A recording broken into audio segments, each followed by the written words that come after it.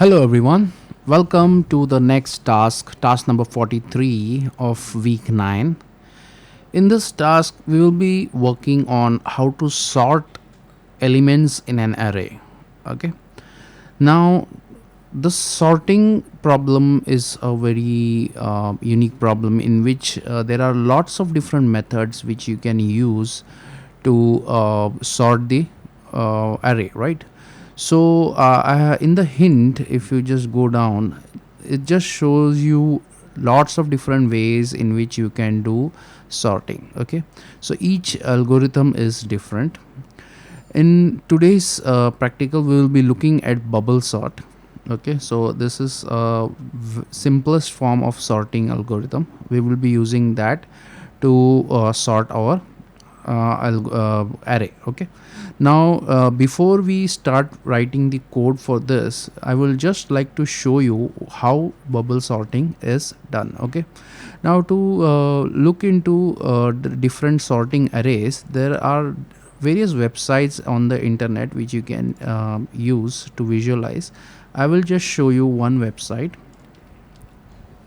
It's called visualgo.net. Okay, so I will just open this and show it to you how it works.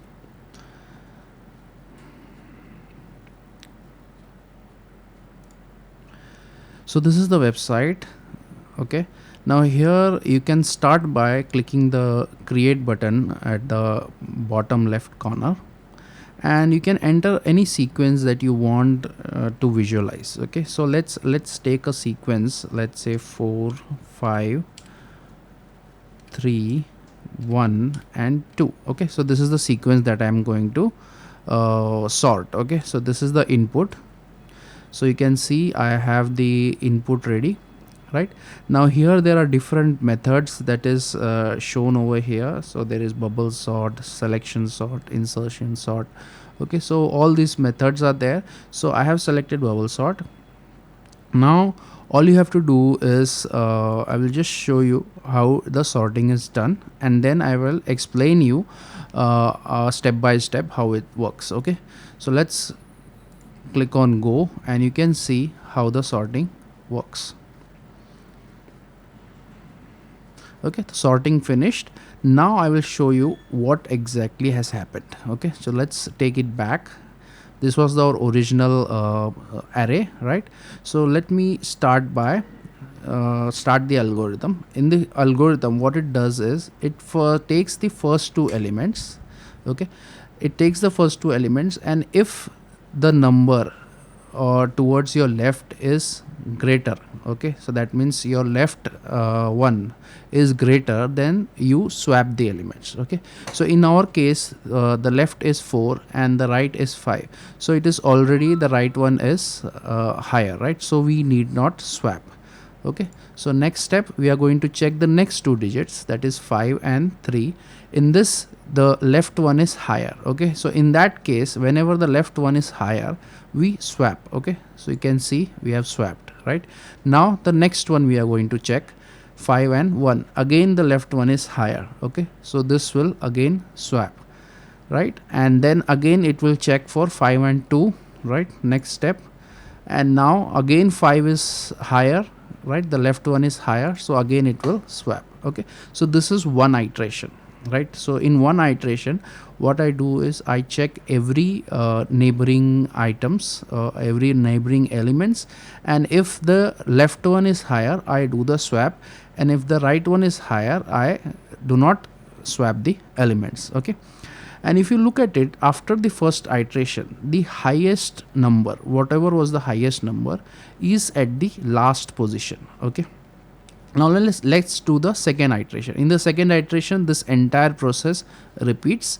Now again 4 and 3, right? So this is just showing that 5 has been sorted.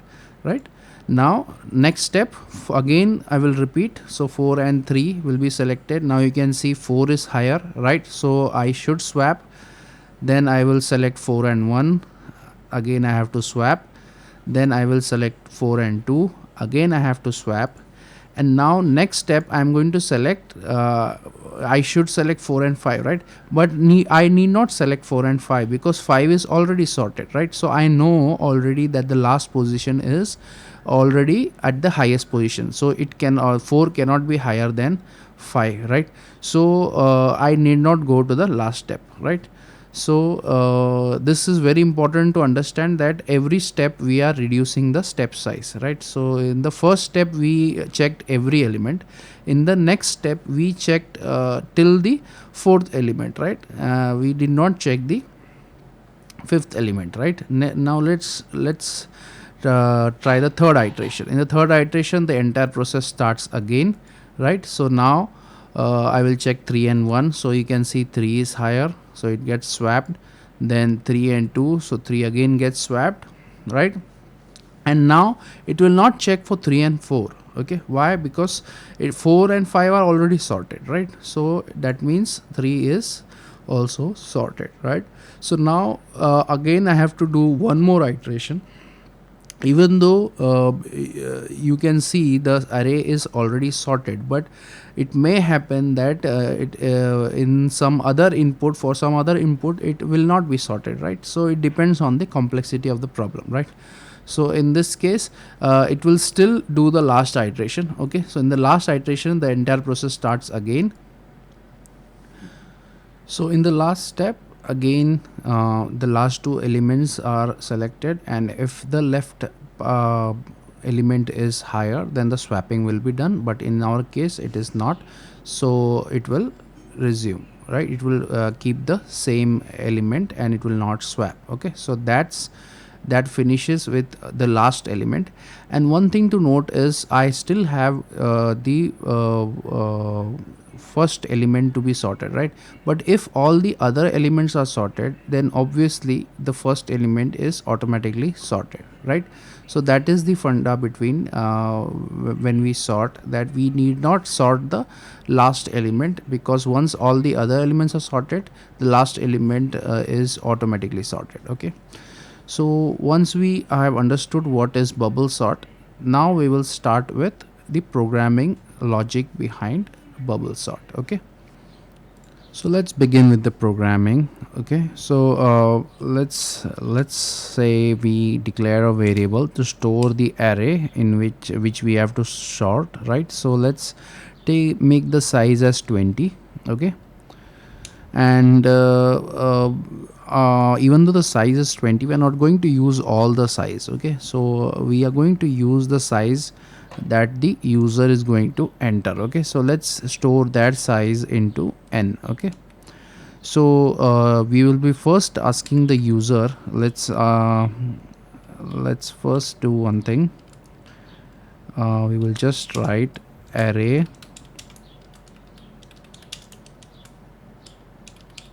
Okay, and then I will ask the user to enter n, right? And then I will do a simple scanf to get the value of n, ampersand n. Okay, so that does for the taking the value for n. And now we have to take the value for the array, right? Input for the array, right? So for that what I'm going to do is I'm going to create a function, okay, which is going to take the input, right? So let's take scan array. Okay, we will take make a function called scan array, right? And the scan array function will have two things. One, input will be a, that is the array in which it has to store the data, and the second is going to be n. Okay, so once this is passed, next we are going to come over here and define the function, right? So it is not going to return anything, right? So let's call it as void and scan array, and let's define an array for this, right? So I will just call it as int Let's give the same name, int a. Okay, and size is not mandatory, right? And then int n. Okay, so now I have given the same names for the variables inside the function and inside the main function also. Okay, so because these are auto variables, so these variables will be valid inside this scope only, and this variables will be valid inside the scope only. Okay, so even though you have the same names, but this n and this n is different. Okay, but there is a peculiar difference between this array and this array. Okay, now the important thing to understand is whenever we pass an array to a function, it is passed as a by reference. Okay, now what do I mean by reference is it is passed, if you print the value of a right now, you will see that the value of a is nothing but the address. Okay, so just to show you what I mean before we start with the programming, I will just like to print, I will just copy this line over here, and let's just print value of %d. Okay, and let's print the value of address of a of 0. Okay, so let me just print the value of the first address of the first element of a. Okay, and the same thing I'm going to copy and paste it over here. Okay, and I'm going to print both of them. Okay, so let's try. Right, I will just put a new line over here, and let me call it as 1 and this as 2. Okay, so just so that we can understand which one is what. Right, if I run this, you can see. Okay, so now just look at this. This first line is from the main function, and look at the address of the first element. It is 6422.192, and this line is from the function scan array, right? And you can see it, the very address is the same. Okay, now let me just show you the address of n over here and address of n over here. Okay, so both these values are defined at different functions, and if I run again, you can see the address of n in main function is different, and address of n in scan array function is different. That simply means that these two, this variable and this variable over here, they both are completely different variables. Okay, so if I change the value over here, okay, let's suppose if I change the value over here to n equal to 8, okay, that does not mean this value will change. Okay, because this is at a different location and this is at a different location. Okay, but that is not true when you're passing arrays. Okay, so what happens in arrays is, I will just show you what actually happens when you pass an array. Okay, so let me just show you what is inside a. Okay, so this a, if I do not use the ampersand sign, okay, since I'm passing a over here, let's see what is inside a. Okay, so let's run it,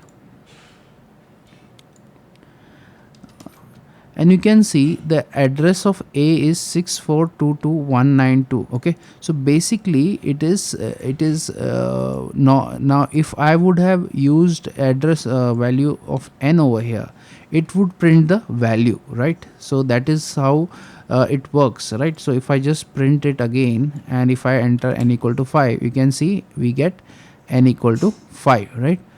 So usually whenever it's a simple variable, whenever you do this %d and you give n, it will give you the value at that particular location, right?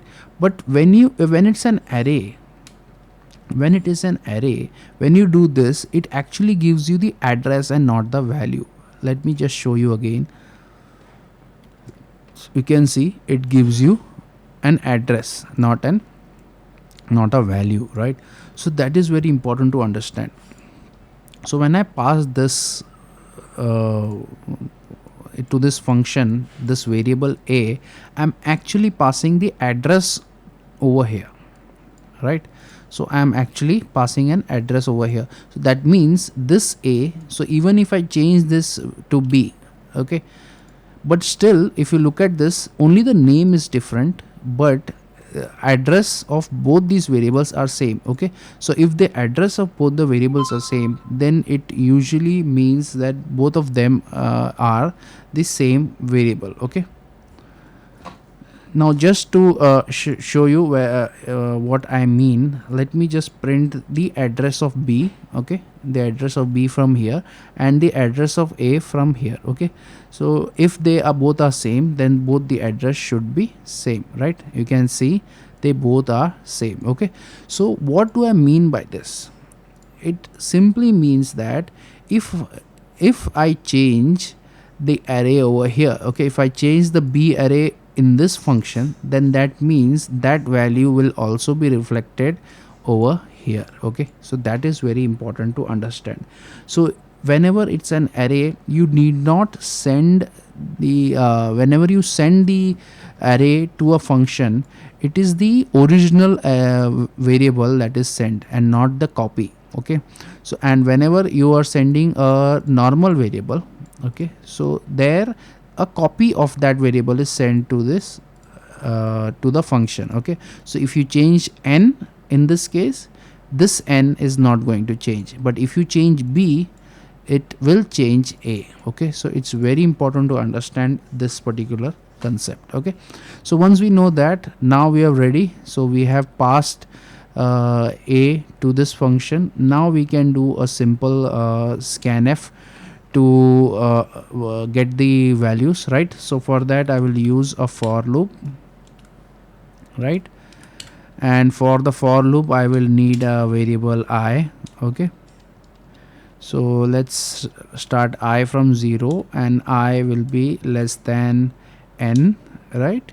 I will be less than n and I plus plus. Okay, and then here I just have to do scanf percentage d and b of I. Okay, and just for the users to understand, I will just give them a hint as to which element they are entering. Okay, element percentage d comma I. Okay, so that handles our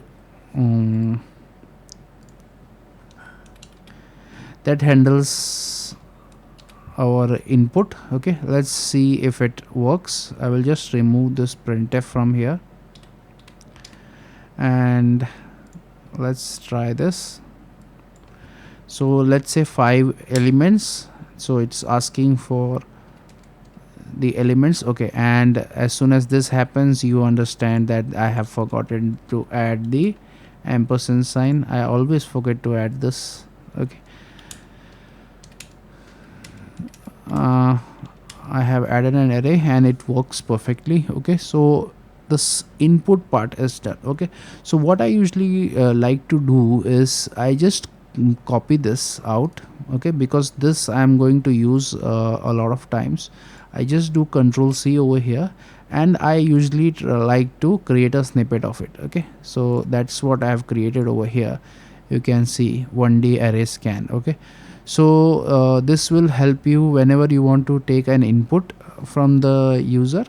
You can use this directly. I will just show you how it works. I can just drag it over here and you can see this logic.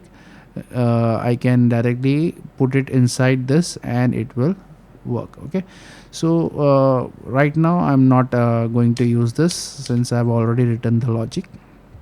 So once this is done, I am ready with the input. Now the next step is I want to create a function to sort the array. Okay, so to sort the array, I will just say sort array. Okay, I have created another function. I have actually calling a function, but without I'm not yet defined it. Okay, so I have since I've called this, let me just create it. Okay, so let's come down, and again I'm not going to return anything, right? Because arrays are passed by reference, so you need not send the array as a return type. Okay, so then after that I will just copy these things again. Okay, it doesn't matter what these values are. Okay, so once we have this, now we are ready to start with the sorting logic. Okay, so now since we have seen that for the sorting we have to take the first two elements and then check which one is higher or lower, and then this entire step has to be repeated again and again, right? So to do that, I will need two for loops, right? So for that I will be taking two counter variables I and j, right?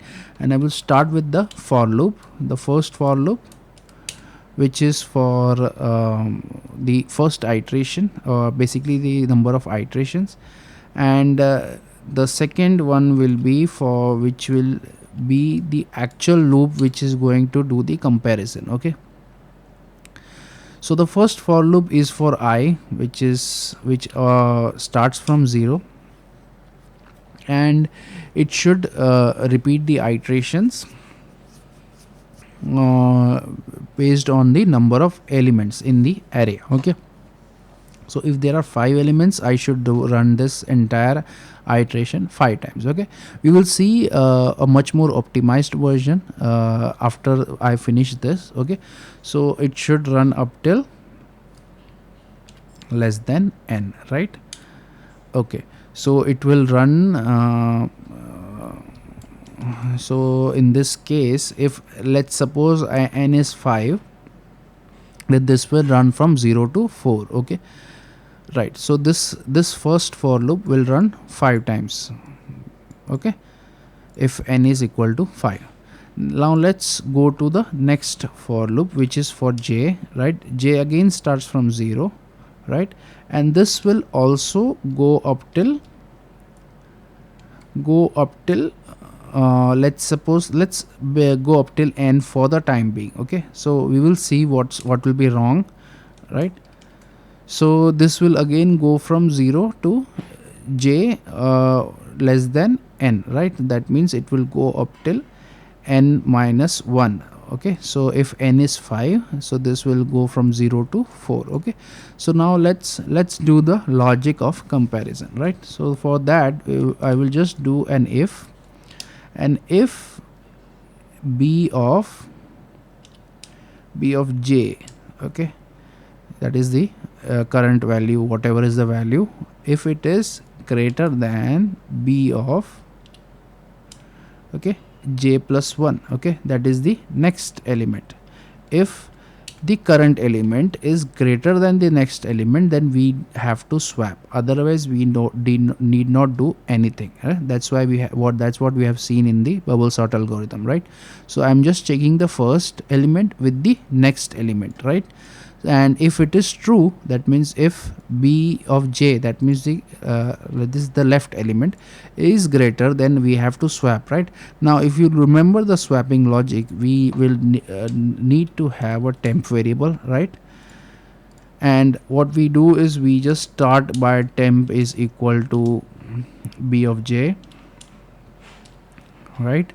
Then we will write b of j is equal to b of j plus 1, and then b of j plus 1 is equal to temp. Okay, so that's our swapping logic. So what we have done is we have swapped b of j with b of j plus 1. Okay, so that part is done, right? Now basically our swapping logic is complete. Okay, but it is not yet correct. Okay, the first loop over here, this is incorrect. Okay, let's see why. Okay, so in the first iteration j will be 0, right? So if j is 0, so this will be b of 0 plus b of 0 plus 1, that is b of 1. Okay, so that is perfect. So it is b of 0 plus b of 1. Okay, and let's check what will be the last value over here. right? What will be the last value over here? It will be it will go up till n minus 1, right? So whatever is the value of n minus 1, let me just take an example to explain you. Okay, so let's take the indexes first: 0 1 2 3 and 4. Okay, let's take the value of n as 5. Okay, so I have 5 elements with the first index of a at 0, then 1 2 and 3, and the values are 4 5 3 2 and 1. Okay, so these are the values and these are the indexes, right? Indexes of the array. Now in the first case it is b of 0 and b of 1, that means b of 0 and b of 1, so I am checking 4 and 5. Okay, perfect. Now let's see what will happen if it is the last iteration according to this condition, right? According to this condition, this will go up till if n is 5, then this will go up till 4, right? So if it is 4, then this will be b of 4 plus b of 5. Okay, now look at what is b of 4. B of 4 is 1, and what is b of 5? There is no element called b of 5, right? So we don't have an index at b of 5. That means we are doing something wrong over here, right? Because we are doing j plus 1, so we need not go up till n, we will do minus 1. Okay, so that means we will not go to the last element. Okay, so now what happens is, now when we go, we will go up till only 3, we will not go to 4. Okay, so when it is 3, okay, so this will be b of 3, right? And this will be b of 4. Okay, so basically I am checking this and this element. Okay, so now it becomes proper. Okay, so now this will execute, right? Now a few more changes, right? A few more optimization. So right now if I run this program, it will definitely work, right? But it will have a lot of unnecessary what do you say, unnecessary this calculate unnecessary iterations, right? So to avoid that, what we are going to do is we are going to optimize it. Okay, but before that, let us first run this algorithm and check if this works. If it works, then we will optimize it further. Okay, we will optimize it and run the algorithm in a better way. Okay, so once that is done, that means our array is sorted. Now the only thing left is to print array. Okay, so print let's define that print array function. Okay, let's say print array, right? And let's give the arrays to it, right? And now we have to define this, right? And if you remember the last task, we have already written a function to print an array, and this is what it was, right?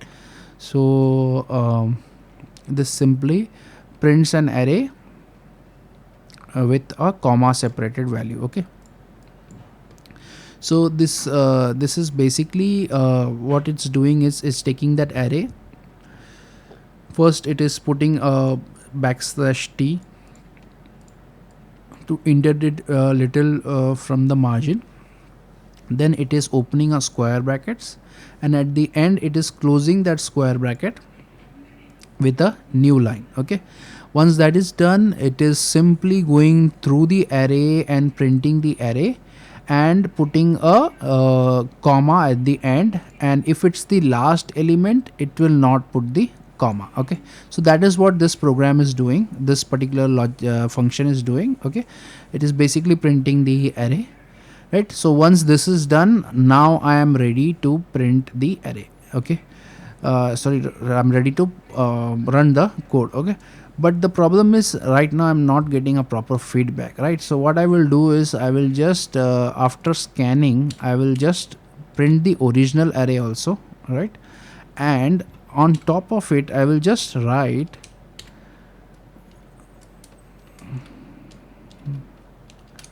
original array. Okay, so this is just to tell the user to differentiate between the sorted and the original array. Okay, so once this is done, now I'm ready to run the program. Let's say 5 elements and 4 5 3 2 1, and you can see the original array and the sorted array. Okay, so it works perfectly, but now let us optimize it. Okay, so now let us see the sort algorithm, how to optimize it. The first optimization technique is in the outer loop. Okay, so in the outer loop we will see that we are running from, if let's say n is 5, then we are running from 0 to 4, that means 5 iterations. Okay, but if you remember the logic of here, right? So if I just go back, and I just told you that as soon as the last element is sorted, okay, so you did not sort the sorry, as soon as the second last element is sorted, you need not sort the last element, because once all the other elements are sorted, the last element is automatically sorted, right? So that means I can reduce this iteration by 1, okay, n minus 1. Okay, so what happens is now it will run for only 4 iterations instead of 5 iterations, but still it will get the sorting done because the last element is automatically sorted, right? So we can just run this for instead of 5 iterations, if n is equal to 5, we can run it for only 4 times. Okay, so we can do a minus 1 over here. So what would happen is, if n is equal to 5, right, so this will previously it was 0 to 4, right? That means 5 iteration, but as we have already seen, we need not run for all the 5 iterations, even 4 iteration will do. That's why we have done n minus 1.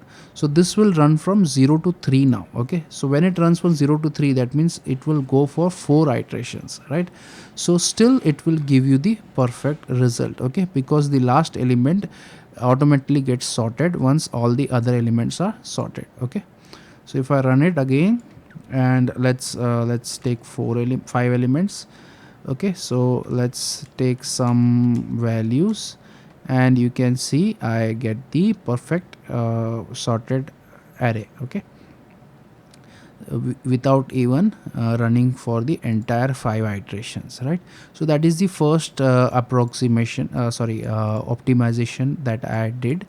The second optimization that I would like to do is, if you remember, okay, in the steps what we have done, at every iteration we are sorting the highest element. Okay, so we need not go till the last element. Okay, so right now what we are doing is, we are going in every iteration, we are going till the end. Okay, so but what happens is, as soon as the first iteration is over, the last element, that is the highest element, is already sorted, right? So we need not go till the end, right?